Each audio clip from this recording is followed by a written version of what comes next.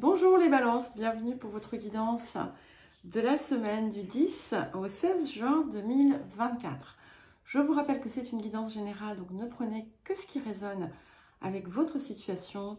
Et ce ne sont pas des prédictions ou des prévisions, mais ce sont des énergies qui sont là pour vous soutenir, dont vous pouvez vous inspirer. Mais tout repose entre vos mains, bien entendu.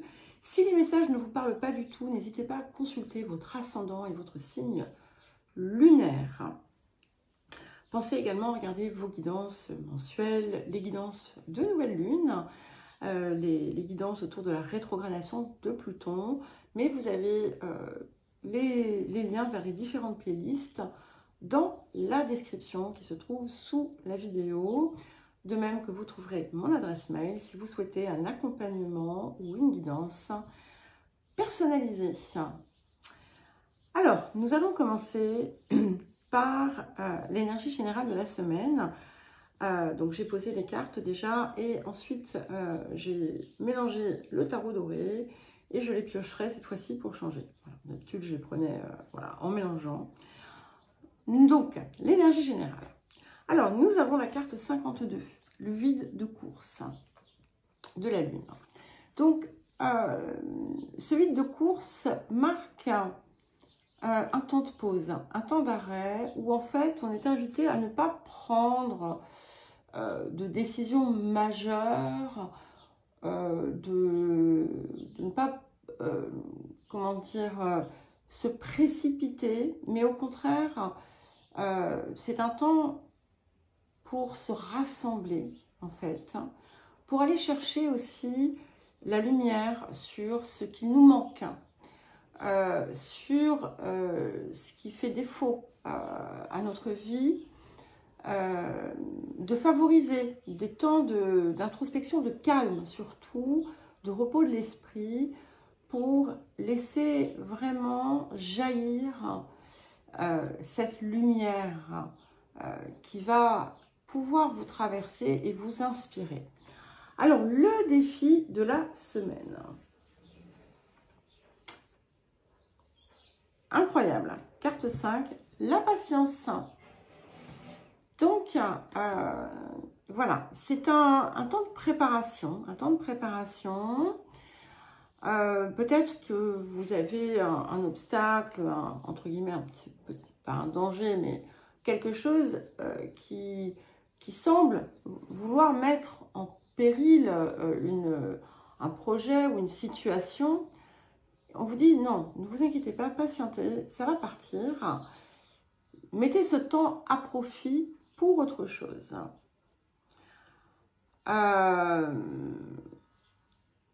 C'est important aussi dans ces moments-là de savoir chercher. Il y a une énergie de 5 de denier ici, de savoir aller chercher l'aide qui va pouvoir vous soutenir éventuellement. Voilà. Alors, conseil, message supplémentaire. Et nous avons la carte 4, accepter d'être soutenu et aimé. Et ici, c'est le message secondaire, c'est de vous laisser porter. Suivez le rythme.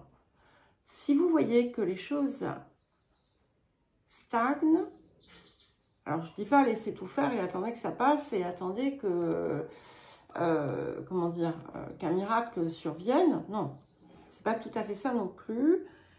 C'est de ne pas chercher à vous opposer à quelque chose qui vient faire obstruction, de prendre le temps de réfléchir et de comprendre ce qui se passe, pourquoi, de vous détendre, en fait, même si ça peut paraître paradoxal, et de demander l'aide. Mais c'est pas forcément la demander, comment dire, mettre une annonce et dire « venez m'aider ». Peut-être. C'est aussi quelque chose qui vient remettre en question un truc identitaire qui vous concerne. Et cet identitaire, c'est que c'est toujours vous, en fait, qui devait porter, soutenir, vous effacer pour les autres. Effectivement, oui, subir. Et là, il y a un déplacement à opérer autour de cette énergie, de cet état d'esprit. Je suis désolée pour le bruit, on entend des trucs sur la terrasse qui est au loin. Bref, donc vous avez à comprendre en fait que il y a cette espèce de bascule à opérer dans la façon dont vous l'exprimez. C'est-à-dire que vous pouvez recevoir. Et oui, balance, c'est fou, vous pouvez recevoir. Vous n'êtes pas simplement là pour donner et vous sacrifier, c'est incroyable. Voilà, c'est ce que vous avez à apprendre. Comment, pourquoi, ça sera différent selon vos histoires personnelles. Mais on a cette même lumière qui est là. C'est aussi la prise de conscience qu'en fait, vous n'êtes jamais seul. Même si en ce moment, vous ressentez le contraire. Et en vous imprégnant finalement de cette énergie de calme, vous allez entendre, sentir très fortement la présence de votre étoile, de votre guidance personnelle, de votre conscience qui va venir vous éclairer. Alors, on va à présent faire notre petit tirage celtique et on va commencer par le présent. Et c'est super, nous avons l'as d'épée. Et cet as d'épée, effectivement, il va s'associer à ce vide de course pour observer ce qui dans votre vie fonctionne, ne fonctionne pas, ce qui manque, pourquoi ça manque. Et vous allez peut-être voir que les zones de manque reflètent une zone où vous donnez trop ou bien où vous subissez quelque chose. Et avec cet as d'épée, vous allez savoir y mettre fin. Donc, il y a tout un travail, finalement, personnel ici qui va être favorisé et qui est finalement favorisé par cet appel au calme et à la prudence et à la patience. Alors, vers quoi est-ce que nous allons? La justice. C'est parfait. C'est l'équilibre. Donc, ce qui manque va être comblé. Ce qui vous draine va partir. Vous allez aussi équilibrer parce que la balance qui est là, hein, la balance de la justice, elle va parfaitement équilibrer le donner et le recevoir. Elle va aussi vous rééquilibrer vous-même dans ce que vous percevez de ce que vous donnez ou de ce que vous recevez. Il y a quelque chose ici qui va venir se niveler. On a aussi, là encore, cette idée d'une lumière qui vous vient. Elle est là, elle est là, et elle est là, derrière vous. Elle vous guide, elle vous porte. Alors, les énergies du passé.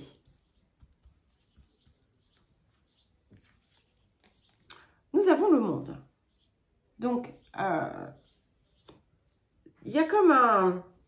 C'est comme si vous aviez atteint comme un pic à un moment donné et que tout s'est arrêté. Donc, vous avez... Oui, Sybille. Vous avez... Je reviens. Excusez-moi, elle était en train de miauler derrière la moustiquaire. Bon, je n'ai pas eu le cœur de la laisser parce que, voilà, je voulais pas que les voisins appellent la SPA. Non, je plaisante. Bref, donc, on a ce monde hein, qui est là, sur les énergies du passé, où je vous disais que vous aviez atteint un pic. Et c'est intéressant, hein, parce que vous avez vu, là aussi, on a la lumière du monde, on a la lumière aussi qui vient de ce que vous avez, de quelque chose qui vous a propulsé. En fait, c'est comme si vous aviez été porté par les jambes. C'est comme si le mouvement s'était fait tout seul. Vous avez mené là où vous êtes. Mais, en fait, ça s'est fait probablement de façon assez fluide et facile. Mais ce n'était pas forcément conscientisé. Vous saviez que c'était à faire, donc vous y alliez. Mais là, en fait, vous êtes appelé effectivement à agir avec comme une conscience encore plus grande, plus élevée, mais aussi à vous-même impulser quelque chose dans la transformation pour pouvoir redescendre. Il y a quelque chose ici peut-être autour de l'ancrage à faire pour pouvoir redescendre et pleinement ensuite intégrer, affirmer, matérialiser tout ce qui a été enclenché auparavant. Non, bon, cette fois-ci, elle ne rentrera plus.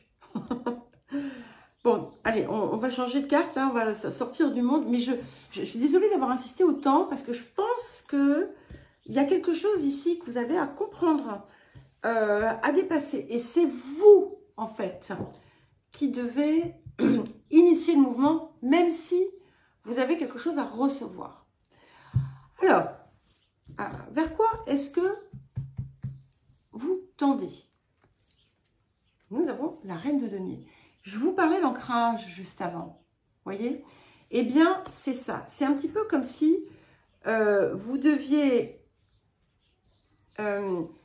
être pleinement en capacité d'ancrer les choses dans la matière, d'être cette reine de denier qui réalise, qui crée, qui est féconde, qui est inspirée. Parce que cette reine de denier, voyez-vous, elle matérialise, mais en conscience et avec cette connaissance supérieure, puisque, vous voyez, ce pan qui est là, en fait, il a tous ses yeux qui sont autant de sources d'inspiration. Donc, il y a quelque chose certainement que vous avez à modifier dans votre approche, quelle que soit la thématique finalement de votre parcours ou de vos circonstances, mais ça se matérialise. Et en fait, c'est comme si, jusqu'à présent, vous aviez atteint un pic, mais sans pouvoir matérialiser. Voilà. Je ne sais pas si ça fait sens, vous saurez me le dire. Alors, qu'est-ce qui vient soutenir l'as d'épée dans le présent? Incroyable. Et nous avons le roi de denier. Alors, c'est intéressant parce que on tend vers cette reine de denier et on part du roi de denier. Alors, au-delà de l'idée de couple, qui peut également être présente, mais on y viendra ensuite, je vais d'abord le regarder pour vous, que vous soyez homme ou femme. Et il y a en fait, c'est intéressant, quelque chose de rigide dont vous devez vous défaire. Cette reine de denier, même si elle est terre, elle aussi, elle est moins rigide.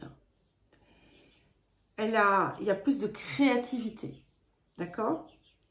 Là, avec ce roi de denier, vous avez besoin de trancher sur des façons rigides, voire frigides, de faire, de fonctionner, des choses qui sont totalement ancrées dans tout ce qu'on vous a appris, enseigné, dans vos croyances, dans tout ça.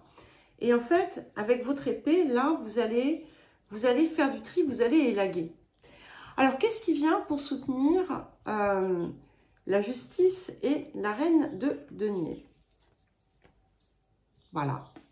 Le 9 de coupe, c'est magnifique. Alors, avec la justice et ce 9 de coupe, ce couple ici et l'as d'épée aussi, hein, ça peut indiquer quelque chose d'important qui se passe, qui se produit dans votre vie romantique, dans votre vie amoureuse. Mais au-delà de ça, c'est un véritable accomplissement, en fait. Vous allez réaliser votre rêve. Je crois que j'ai dit la même chose aux Gémeaux, mais je vous dis la même chose. Et ce qui est intéressant ici, c'est que, vous voyez, dans le 9 de coupe, vous allez pouvoir vous célébrer. Vous êtes... on a quand même un personnage qui est habillé et tout. Donc, vous êtes matérialisé. Vous avez l'énergie du cœur et surtout, toutes vos coupes sont pleines. Et elles ne peuvent être pleines, toutes ces coupes, que si vous prenez conscience de celles qui sont vides.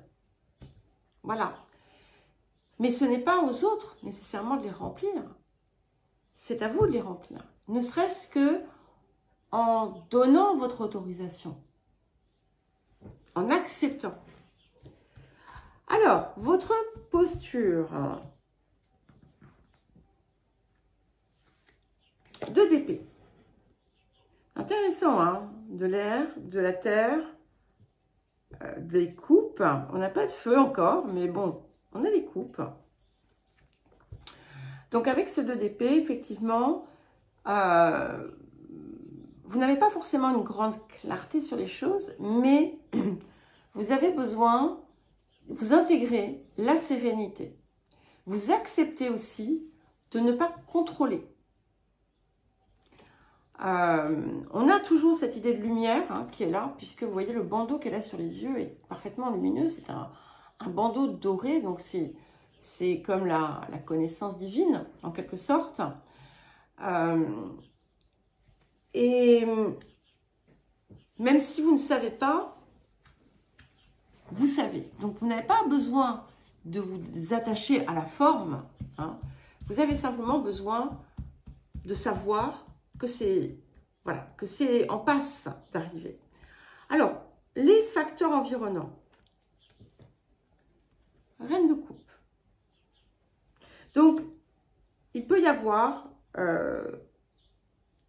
quelque chose qui se passe en lien avec une énergie féminine dans votre environnement, quelque chose qui vous préoccupe, quelque chose qui vous touche, mais ça peut être, avant toute chose, l'extérieur qui vient en fait vous questionner émotionnellement. Alors, peut-être qu'on va réveiller des blessures, des schémas, des choses qui ont pu vous faire vous sentir très seul. Mais c'est ça aussi qui va vraiment vous ouvrir les yeux sur ce que vous avez à transformer. Et sur ce que vous avez à transformer dans la façon dont vous vous positionnez à l'extérieur. Alors, les émotions intérieures.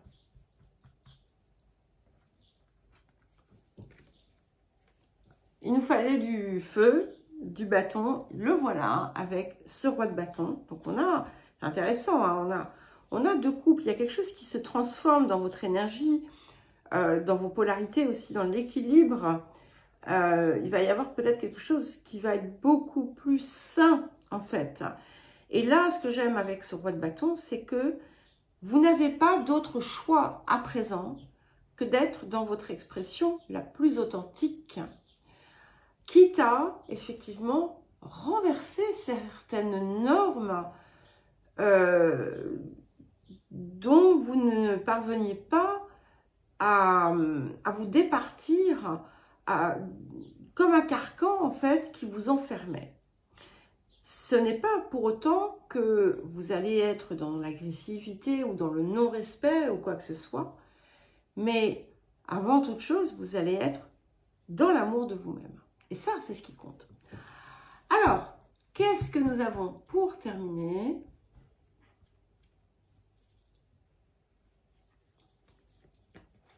Le pendu. C'est parfait. C'est parfait. Parce que, en fait, vous allez lâcher prise sur plein de choses pour tout simplement vous laisser être, vous laisser porter par vous-même, par votre propre énergie. Et c'est pas, attention, hein, c'est pas de la mollesse ou de la paresse, ça n'a rien à voir, c'est juste fluide, et c'est un regard totalement différent, en fait, sur le monde. Et ce qui est intéressant, c'est que vous partez justement du monde, comme ça, dans le passé, voilà, où vous pensez, vous aviez peut-être une conviction autour de la vision que vous aviez, et vous arrivez au pendu. Et on est dans du 3 là aussi, hein, 12, 21, 3, 3, donc des expressions du 3 tout à fait différentes. Mais celle du pendu, finalement, elle vous libère complètement. Voilà les balances. Bien écoutez, je vous souhaite une belle semaine. Je vous embrasse et je vous dis à très vite.